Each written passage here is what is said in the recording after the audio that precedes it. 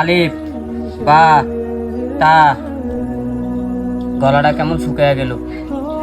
এ মামুন, আমার একটু পানি খাওয়া তো। হুজুর, তুমি আমার জীবন অনেক মারছো, আজকে তোমার শেষ খেলা। আজকে পানির ভিতরে বিষ মিশায়া তোমারে মাইরা ফেলাম।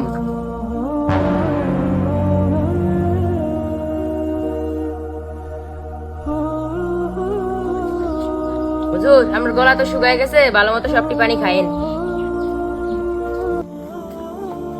হুজুর, অনেকক্ষণ ধরে পানির পিপাসাতে ভুগতেছি, আপনি আমার পানিগুলো দেন, পানিগুলো খাওয়া ফেলাই আমি।